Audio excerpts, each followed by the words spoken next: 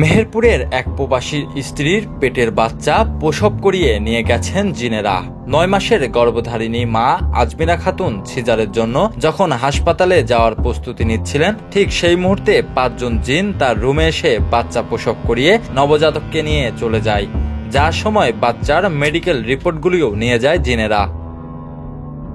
মেহেরপুরের গাংনী উপজেলার মোল্লাপাড়া গ্রামের সৌদি প্রবাসী মোসাদ্দেকের স্ত্রী আজমিরা খাতুন ছিলেন ৯ মাসের অন্তঃসত্ত্বা। রোববার সকাল ১১টার দিকে সিজারের জন্য হাসপাতালে যাওয়ার প্রস্তুতি নিচ্ছিলেন তিনি। ঠিক এমন সময় জিনেরা প্রবেশ করে আজমিরার ঘরে। ঘরের দরজা জানালা বন্ধ করে দিয়ে বাচ্চা প্রসব করায় ৫ জন জিন। এ সময় আজমিরার উপর চালানো হয় শারীরিক নির্যাতনও। শরীরের বিভিন্ন জায়গায় আঘাতের চিহ্ন রয়েছে আজমিরার। দীর্ঘক্ষণ ঘরে থাকায় আজমিরার মা ঘরের দরজা ধাক্কাধাক্কি করে কোনো সাড়া পায় না। কিছুক্ষণ পর ঘরের দরজা খুলে চলে যায় জিন। পরে ঘরে প্রবেশ করে অজ্ঞান অবস্থায় পড়ে থাকতে দেখে আজমিরাকে।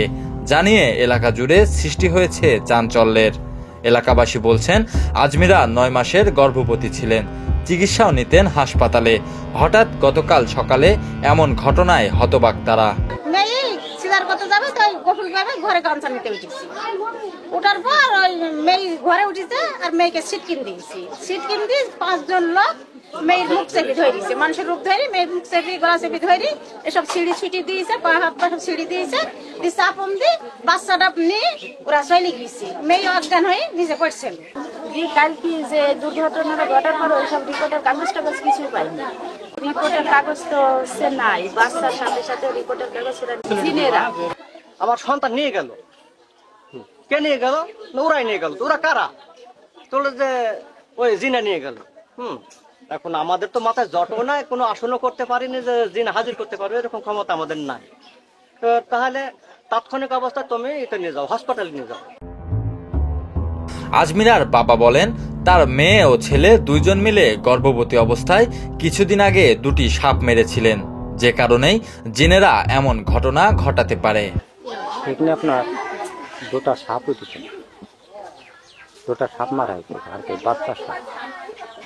এখন ওই সাপটা মারার থেকে এর কিন্তু ওইদিকে খুব একটা জ্বালা যন্ত্রণা করেনি।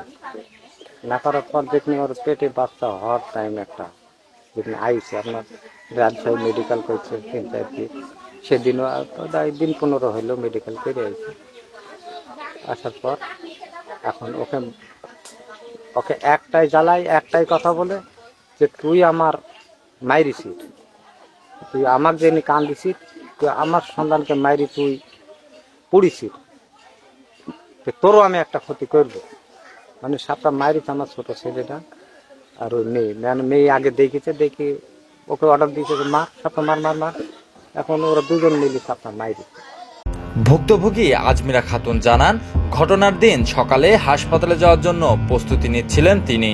এরই মধ্যে ভাইয়ের মেয়ের রূপ ধরে প্রথমে আসে একটি জিন, কিছুক্ষণ পর আসে আরো 4 জন।